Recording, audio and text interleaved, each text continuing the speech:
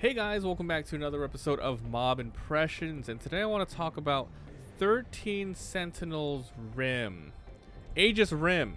So this game came out, I think, in 2019 for the PS4, and that's it. That's all it was on. I am playing the Switch version, which came out a couple days ago, I think, the 12th of April, and it's going to be $59.99.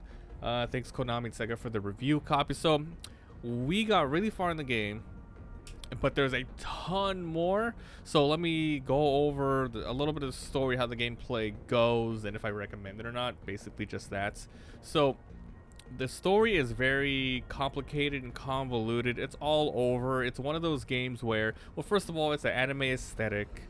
It's a sci-fi, futuristic, and basically you're going to be following around 13 or so characters. At least those are the main ones, and then there's a ton of support characters, and they're all humans.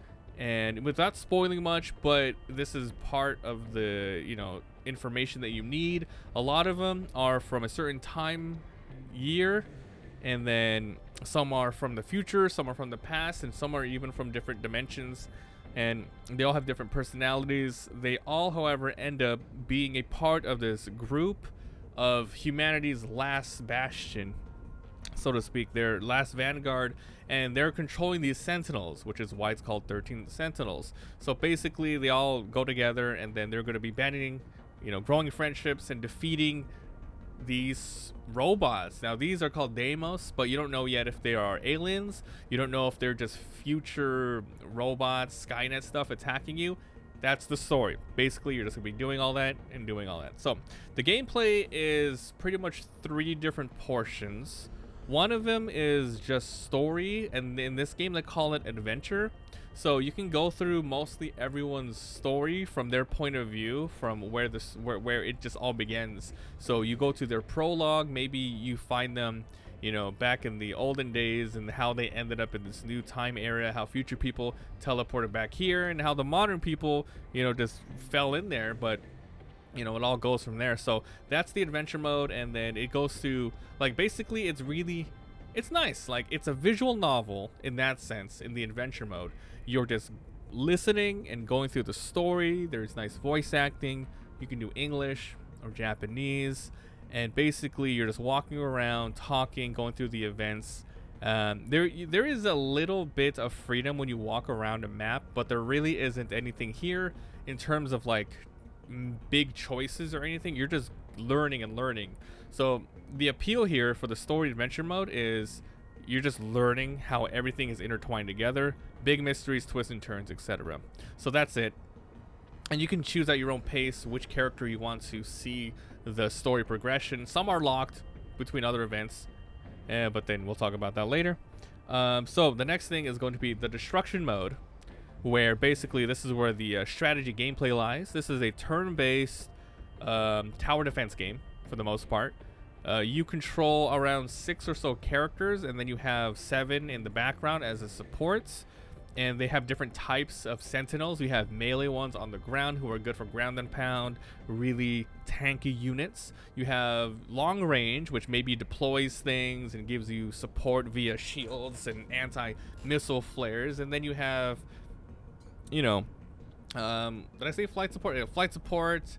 And you have just all different types of characters. Now, you're going to be making a balanced team, bringing them in, leveling them up. The map goes like this. You have to cover and protect a terminal. You either have to wait for the time to go all the way down or defeat all of the kaiju around there. And they're the Deimos, but they're in the game they also call it a kaiju. So you want to defeat that. Once you do, you win, and then you just move on to the next wave. Each wave has a little bit of story. You beat it, you move on, wave story. Then as you do that, you unlock mystery points to unlock more collectibles, to get more little story bits. And some characters' story prologues in the adventure are tied between the waves. Now, in between each wave, you can upgrade everyone by, going into their specific menu and you can see their pilot skills. Everyone is a little unique. Their Sentinels could also get new abilities dependent on their different type. Like the melee unit could only get jump, while the flight one obviously can't get a jump one. but they get like really good shield ones. So you really customize your units that way. When you defeat enemies, you get different sort of chips, which you could use for upgrades as well. So there's a lot going on here in terms of the strategy, and you can do easy, normal, or hard mode for each stage, so it's pretty good. So it is an overarching campaign, but you can always go back and forth and just play the stages you want. You can go back and watch the cutscenes you want, and that's it. So this game, do I recommend it? I'll just have you know, it's a very slow game at the start. 3 hours or so getting through the prologue and the tutorials. It's not that complicated of a strategy game, I will say that, but it's nice that they do have that. So this game is heavy Story. You don't want to get this game if you're just looking for like RTS strategy gameplay. It's fine, it's here, it's in-depth enough, but you really want to play this for the story. Very anime, a lot of the tropes, you know, they're all, you know, high schooler, middle schooler, teens, first years, second years. The one thing I do have to say is though, the graphics during the battle scenes, they are very minimum, extremely minimum. It's basically looking at dots on the screen and little pictures of your character so you know where they move. So if that bothers you, that's the whole game.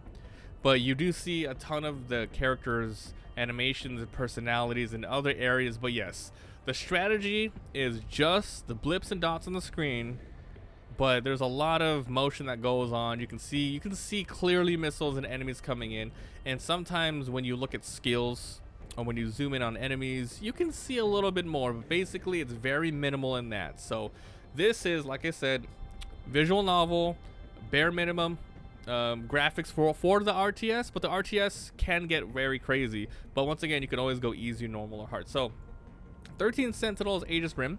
It was on PS4. I played the Switch version. It runs really well. It runs really well. Zero hiccups. No problems at all playing on Switch, which is great. But then again, this isn't a heavy performance game. But yeah, 13 Sentinels, definitely check it out. If you guys enjoy, leave a like. It helps a lot. If you can't sub for daily videos. If you want to see my playthrough, I'm uploading it all in the Let's Play channel. Come by Twitch. All links will be in the description. Thanks for watching. If you guys have any questions, let me know. I'll try to answer it. I'll see you guys next time. Bye. Oh, I can't reach, dude. This guy sucks. I need to get like a jump attack in or something. I might as well put the fence flares, I guess. Better put on a show for Yuki-chan. Kill these weaklings. Try this. Come on. Bullseye. This guy's just sitting here. But I'm waiting for more minions to pop up before I do anything. Leap attack, demolish, or blade. Oh my god. Enemy down. They're like any other punks. Wait. Where are they? Ooh. Not throwing away my shot. The last one? Oh wait, they're all dead. I guess now we just prepare for the next ones coming in? Termination of enemy signals confirmed. Oh, is that it? That's the stage? Okay, that's level 1. Alright, thank you. Pretty easy. Aegis activated. Terminal closure complete. Now we're gonna learn how to Area now fully secure. let's see. Wait, there's more? No, we good? Looks like all the enemy signals are gone. How long you been sitting on that trick? Why can't we just do that to all of them? If it was that simple, we wouldn't be struggling. The Aegis can't activate unless they get close enough to the terminal. They're after the mainframe in the UFO underground. Their goal is to slip into terminals stationed in various positions across the UFO. If they seize control of the mainframe, our world is as good as gone. Our current situation demands a defensive approach.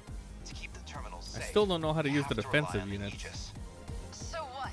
The best we can hope could for just is be to keep passive. this one thing safe?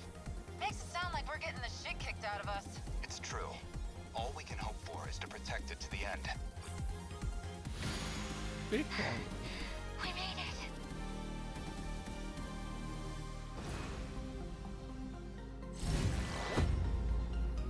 damage dealt. Received. Yeah.